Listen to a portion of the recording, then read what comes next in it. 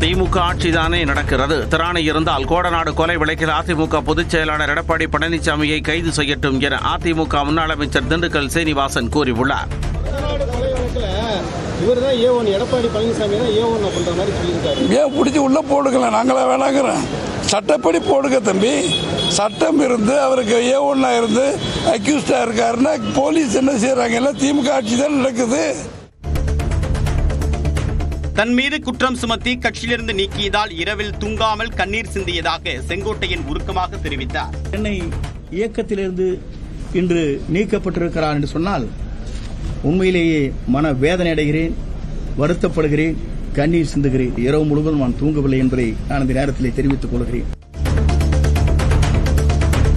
பொதுக்குழுவால் நீக்கப்பட்ட ஓ பன்னீர்செல்வம் உள்ளிட்டோருடன் தொடர்பில் இருந்தால் நடவடிக்கை எடுப்போம் என தெரியாதா என்று செங்கோட்டையனுக்கு அதிமுக பொதுச் செயலாளர் எடப்பாடி பழனிசாமி கேள்வி எழுப்பியுள்ளார். அனைத்து இந்திய அண்ணா திராவிட முன்னேற்ற கழகத்துடைய பொதுக்குழு தீர்மானம் நிறைவேற்றப்பட்டு அறிவிக்கப்பட்டிருக்கின்றது. கிட்டத்தட்ட 2500க்கும் மேற்பட்ட பொதுக்குழு உறுப்பினர்கள் ஒன்று கூடி ஏகமனதாக நிறைவேற்றப்பட்ட தீர்மானம். அதற்கு எதிராக செயல்பட்டா தலைமை என்ன முடிவு எடுக்கும்? தன்னை கட்சியிலிருந்து நீக்கியதை எதிர்த்து வழக்கு தொடரவிருப்பதாக முன்னாள் அமைச்சர் செங்கோட்டையன் தெரிவித்துள்ளார். இவர் இப்போது இருப்பது தற்காலிக பொதுச் செயலாளர் தான். நிரந்தர பொதுச் செயலாளர் என்று இதுவரையிலும் தேர்தல் ஆணையம் அந்த ஆணையை பிறப்பிக்கவில்லை. 53 ஆண்டு காலம் தலைவர் காலத்திலிருந்து நான் தீவிர உறுப்பினராக இருந்த என்னையே நீக்கப்பட்டிருக்கிறது என்பது கேள்வியாக வழக்கறிஞர் மூலமாக வழக்கு தொடர்கிறேன். தான் தேர்தல் ஆணையத்தால் அங்கீகரிக்கப்பட்ட பொதுச் செயலாளர் என செங்கோட்டையனுக்கு எடப்பாடி பழனிசாமி பதிலளித்துள்ளார். இதெல்லாம் நீதிமன்றத்தின் மூலமாக நாங்கள் கிடைக்கப்பெற்றோம். அங்கே தேர்தல் ஆணையத்தின் மூலமாக கொடுக்கப்பட்டது. தேர்தல் நடத்தி முறையாக பொதுச் செயலாளர் அறிவிக்கப்பட்டது. புரியுதுங்களா? அவருக்கு ஏதாவது சொல்ல வேணும், அதுக்காக சொல்றாரு. செங்கோட்டையன் மன்னிப்பு கேட்டாலும் கட்சியில் சேர்க்க முடியாது என முன்னாள் அமைச்சர் திண்டுக்கல் சீனிவாசன் தெரிவித்துள்ளார். மதுரையில் செய்தியாளர்களை சந்தித்த அவர் இதனை கூறினார். 2 முறை எனக்கு வாய்ப்பு வந்தது, நான் கட்சிக்காக விட்டு கொடுத்தேங்கிறேன். எவனாவது வாய்ப்பு வந்தா விட்டு கொடுப்பானா? எவன்டா அடிக்கலான்னு தானே அடிக்கிறாங்க. பிக் பாக்கெட் அடிக்கிற மாதிரி தான் அது. வாய்ப்பு வந்து அவர் எதுக்கு விடுறாரு? அதுக்கு தெய்வத்தின் தீர்ப்பு எடப்பாடி பழனிசாமி அவர்களுக்கு வரணும்னு இருந்திருக்கு. ஆந்திர மாநிலம் ஸ்ரீகாகுளத்தில் உள்ள வெங்கடேஸ்வர சுவாமி கோயிலில் ஏற்பட்ட கூட்ட நெரிசலில் சிக்கி 9 பேர் பரிதாபமாக உயிரிழந்தனர்.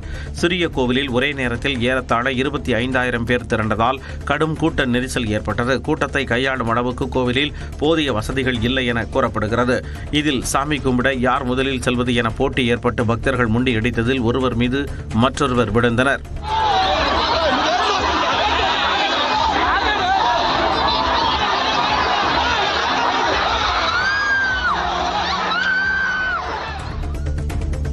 தமிழ்நாட்டில் அரசியல் கட்சிகளின் கூட்டங்களுக்கான வெளியாட்டு நெறிமுறைகள் குறித்து காவல்துறை, அரசு துறை அதிகாரிகளுடன் முதலமைச்சர் மு.க.ஸ்டாலின் ஆலோசனை மேற்கொண்டார். இந்த கூட்டத்தில் எடுக்கப்பட்ட முடிவுகளின் அடிப்படையில் வரைவு வெளியாட்டு நெறிமுறைகள் தயாரிக்கப்பட்டு விரைவில் நிலையான வெளியாட்டு நெறிமுறைகள் வெளியிடப்படும் என்று எதிர்பார்க்கப்படுகிறது.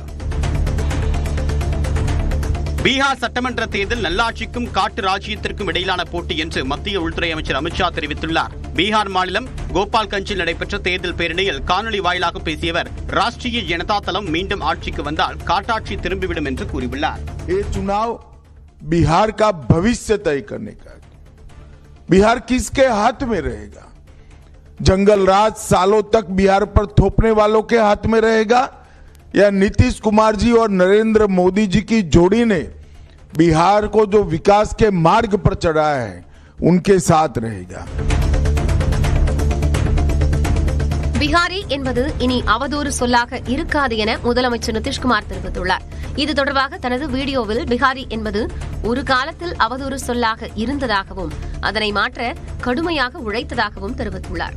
उस समय बिहारी कहलाना अपमान का विषय था. तब से हमने पूरी ईमानदारी और मेहनत से दिन रात काम करके आपकी सेवा की है. பீகாரில் போலி தேசியவாதம் பரப்பப்படுவதாக காங்கிரஸ் எம்பி பிரியங்கா காந்தி குற்றம் சாட்டியுள்ளார். பெகுசராயில் பரப்புரையில் ஈடுபட்ட அவர் டெல்லியில் இருந்து பீகார் மாநிலத்தை பாஜக இயக்குவதாக சாடினார். आपका वोट खतरे में डाला गया, बांटने की राजनीति की, ताकि मजहब में बैर हो, ताकि जातियों में बैर हो, इसकी राजनीति की। एक झूठा राष्ट्रवाद पूरे देश भर में और यहाँ पर भी उन्होंने आपको दिखाया। வாக்காளர் பட்டியல் சிறப்பு திருத்தம் தொடர்பாக முதலமைச்சர் மு.க.ஸ்டாலின் தலைமையில் இன்று அனைத்துக் கட்சிகள் கூட்டம் நடைபெற உள்ளது. பீகார் போன்று தமிழ்நாட்டில் வாக்காளர் பட்டியல் சிறப்பு திருத்த பணிகள் வரக்கூடிய செவ்வாய்க்கிழமை தொடங்க உள்ளன. இதற்கு திமுக மற்றும் அதன் கூட்டணி கட்சிகள் எதிர்ப்பு தெரிவித்து வருகின்றன. இது தொடர்பாக விவாதிக்க முதலமைச்சர் மு.க.ஸ்டாலின் தலைமையில் இன்று அனைத்துக் கட்சி கூட்டத்திற்கு ஏற்பாடு செய்யப்பட்டுள்ளது. வங்கக்கடலில் இன்று புதிய காற்றழுத்த தாழ்வு பகுதி உருவாக வாய்ப்புள்ளதாக வானிலை ஆய்வு மையம் கணித்துள்ளது. தெற்கு மியான்மர் மற்றும் அதை ஒட்டிய அந்தமான் கடல் பகுதிகளில் நிலவும் வளிமண்டல மேலடுக்கு சுழற்சி இன்று தாழ்வு மண்டலமாக வலுப்பெறக்கூடும் என குறிப்பிடப்பட்டுள்ளது. எனினும் தமிழ்நாட்டில் ஒரு வாரத்திற்கு கனமழைக்கு வாய்ப்பில்லை என வானிலை ஆய்வு மையம் தெரிவித்துள்ளது. திருப்பத்தூர் மாவட்டம் வாணியம்பாடியில் டீ கடையில் வேலை செய்பவருக்கு 1,61,46,000 ரூபாய் ஜிஎஸ்டி நோட்டீஸ் வந்ததால் குடும்பத்தினர் அதிர்ச்சியடைந்தனர். சென்னையில் பார்சல் நிறுவனம் நடத்தி வருவதாக குறிப்பிட்டு தனக்கு நோட்டீஸ் வந்துள்ளதாக தெரிவித்துள்ள முகமது பைசா என்பவர் இதுகுறித்து காவல்துறையில் புகார் அளிக்க உள்ளதாக குறிப்பிட்டுள்ளார். பாத்தீங்கன்னா 1,60,00,000 ரூபாய்க்கு மேல வந்துருக்குது.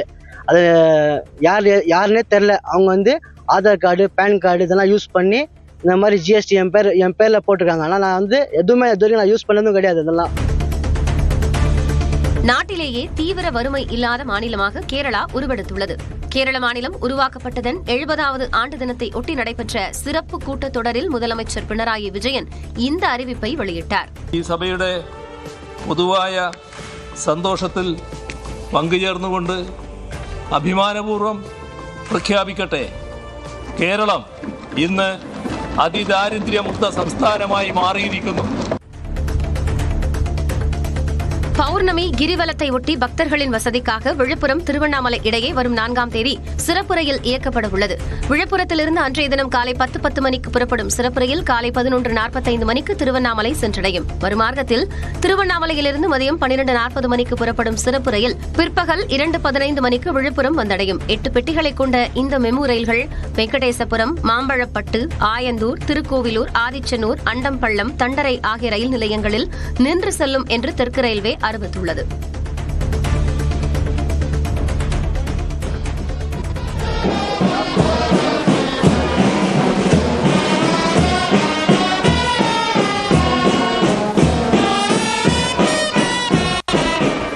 புதுச்சேரி விடுதலை தின விழாவையொட்டி கடற்கரை சாலையில் நடைபெற்ற விழாவில் முதலமைச்சர் ரங்கசாமி தேசிய கொடியை ஏற்றி வைத்து காவல்துறையினரின் அணிவகுப்பு மரியாதையை ஏற்றுக்கொண்டார். பல்வேறு படைப்பிரிவினர் மற்றும் பள்ளி கல்லூரி மாணவர்களின் அணிவகுப்பு மரியாதையையும் அவர் ஏற்றுக்கொண்டார். உதகையை அடுத்த நீர்மின் நிலையத்தில் சுற்றுலா வாகனத்தை யானை மறித்த வீடியோ வெளியாகியுள்ளது. சுற்றுலா வாகனத்தை மறித்த யானை சிறிது நேரம் அன்னநடை போட்டு மீண்டும் வனத்திற்குள் சென்றது.